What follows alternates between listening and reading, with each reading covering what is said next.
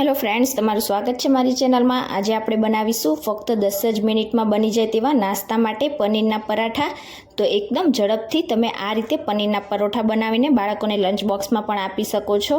બનાવવામાં એકદમ ઓછો સમય લાગે છે। તો ચાલો એકદમ ઝટપટ બની જાય તેવા પનીરના સ્વાદિષ્ટ પરાઠા બનાવવાનું શરૂ કરીએ। રેસીપી સારી લાગે તો વિડીયોને લાઇક કરજો, વધારેમાં વધારે શેર કરજો અને હજી સુધી જો તમે મારી ચેનલને સબસ્ક્રાઈબ ના કરી હોય તો સબસ્ક્રાઈબ કરીને બાજુમાં રહેલા બેલ આઇકન બટનને પ્રેસ કરજો, એટલે નવી રેસીપીના નોટિફિકેશન આવશે। તો ચાલો બનાવીએ। તો તેના માટે આપણે સૌથી પહેલાં તો પરાઠા માટેનો લોટ બાંધીશું। તો એક મોટા વાસણમાં આપણે સૌથી પહેલાં તો 2 કપ ઘઉંનો લોટ ઉમેરીશું અને હવે તેમાં 1 ટીસ્પૂન કે પછી સ્વાદ પ્રમાણે મીઠું ઉમેરીશું।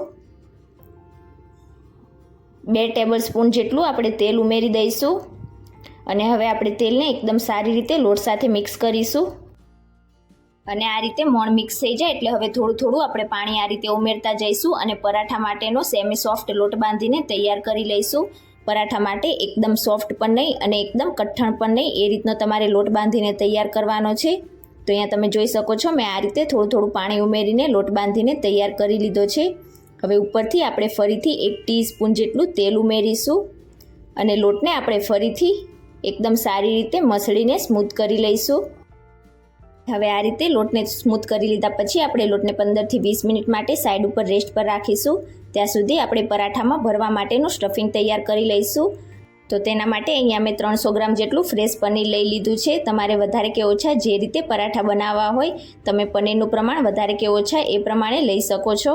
અને હવે આ રીતે મીડિયમ સાઇઝની આપણે ખમણી લઈશું અને હવે બધા જ પનીરને આપણે આ રીતે ગ્રેટ કરી લઈશું।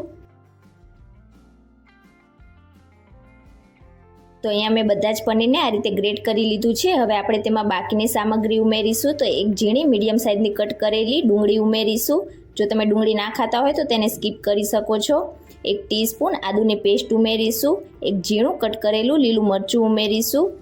1 કપ જેટલા ફ્રેશ ઝીણા કટ કરેલા લીલા ધાણા ઉમેરીશું। ધાણાનું પ્રમાણ થોડુંક વધારે રાખવાનું એટલે તેનો સ્વાદ સારો આવશે। હવે તેમાં મસાલા ઉમેરીશું। તો 1/2 ટીસ્પૂન જેટલું આપણે લાલ મરચું પાવડર ઉમેરીશું। મરચું તમે તમારા ટેસ્ટ પ્રમાણે વધારે કે ઓછું ઉમેરી શકો છો। 1 ટીસ્પૂન ધાણા પાવડર, અડધી ટીસ્પૂન ગરમ મસાલો, 1 ટીસ્પૂન આમચૂર પાવડર ઉમેરીશું। 1 ટીસ્પૂન આપણે શેકેલા જીરાનો પાવડર ઉમેરીશું। 1/4 ટીસ્પૂન કાળા મરીનો પાવડર અને હવે તેમાં અડધી ટીસ્પૂન જેટલા અજમાને આપણે હાથેથી ક્રશ કરીને ઉમેરીશું। તેનો ટેસ્ટ એકદમ સરસ લાગશે। અહીંયા તમે થોડોક ચાટ મસાલો ઉમેરવા માંગતા હોય તો એ પણ ઉમેરી શકાય। હવે આપણે બધા જ મસાલાને પનીર સાથે એકદમ સારી રીતે આ રીતે મિક્સ કરી લઈશું। તો અહીંયા આપણા બધા જ મસાલા પનીર સાથે એકદમ સરસ રીતે મિક્સ થઈ ગયા છે। તો હવે આપણે આ રીતે સ્ટફિંગ લઈશું અને હવે તેના બોલ્સ બનાવીને તૈયાર કરી લઈશું। તો આપણે થોડાક મોટી સાઇઝના બોલ્સ બનાવીશું એટલે સ્ટફિંગ આપણે પરાઠામાં વધારે નાખીશું એટલે આપણા પરાઠા ખાવામાં એકદમ સ્વાદિષ્ટ લાગશે। તો આ રીતે મેં થોડાક મોટી સાઇઝના બોલ્સ બનાવીને તૈયાર કરી લીધા છે। બિલકુલ આ જ રીતે આપણે બાકીના બધા જ સ્ટફિંગમાંથી બોલ્સ બનાવીને તૈયાર કરી લઈશું। તો આ રીતે બધા જ પનીરના મેં બોલ્સ બનાવીને તૈયાર કરી લીધા છે। હવે આપણે પરાઠા બનાવીશું તો તેના માટે આપણે લોટ ચેક કરી લઈશું। તો આપણો લોટ એકદમ સરસ રીતે રેસ્ટ થઈ ગયો છે। તો હવે તેને ફરીથી મસળીને આપણે થોડોક સ્મૂથ કરી લઈશું અને આ રીતે લોટ સ્મૂથ થઈ જાય એટલે હવે આપણે જે પનીરના બોલ્સ બનાવ્યા તેનાથી થોડુંક મોટી સાઇઝનું આપણે લુવું બનાવીને તૈયાર કરી લઈશું। અને હવે પરાઠા બનાવીશું તો તેના માટે આપણે લુવાને કોટ કરવા માટે ઘઉંનો ડ્રાય લોટ લઈશું અને તેને એકદમ સરસ રીતે કોટ કરી લઈશું અને આ રીતે હવે તેને પાટલા ઉપર રાખીને આપણે થોડોક આંગળીની મદદથી પ્રેસ કરીશું અને હવે આ રીતે વચ્ચેથી આપણે પ્રેસ કરતા જઈને કટોરી જેવો શેપ આપી દઈશું।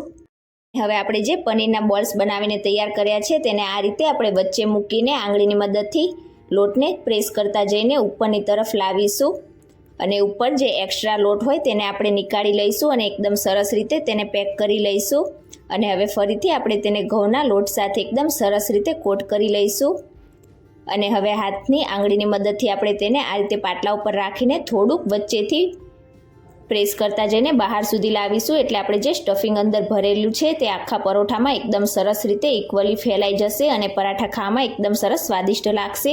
હવે ફરીથી આપણે ઉપરથી થોડોક ઘઉંનો ડ્રાય લોટ છાંટીને તેને એકદમ હળવા હાથેથી 2 થી 3 વાર વળી લઈશું।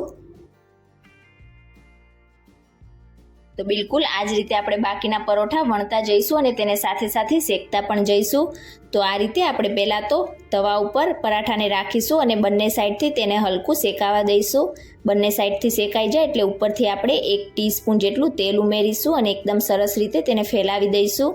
તમે તેલની જગ્યાએ ઘી કે બટરનો ઉપયોગ પણ કરી શકો છો. અને આ રીતે થોડુંક પ્રેસ કરીને ફરીથી તેને પલટીશું અને ફરીથી આપણે 1 ટીસ્પૂન જેટલું તેલ ઉમેરીશું અને આ રીતે તેને એકદમ સરસ રીતે ફેલાવીશું. અને હવે આ રીતે આપણે તેને ઉપરથી પ્રેસ કરતા જઈને બંને સાઈડથી હલકો આપણો પરાઠો ક્રિસ્પી થાય ત્યાં સુધી તેને શેકી લઈશું. તો અહીંયા તમે જોઈ શકો છો બંને સાઈડથી આપણો પરાઠો એકદમ સરસ રીતે શેકાઈને તૈયાર થઈ ગયો છે. બિલકુલ આ જ રીતે આપણે બાકીના પરોઠા પણ શેકીને તૈયાર કરી લઈશું. તો એકદમ ઝડપથી બની જાય તેવા આપણા પનીરના પરોઠા બનીને તૈયાર થઈ ગયા છે. તમે તેને ચા સાથે કે ટોમેટો કેચઅપ સાથે પણ સર્વ કરી શકો છો. તો આજની રેસીપી તમને કેવી લાગી મને કમેન્ટ કરીને ચોક્કસથી જણાવજો.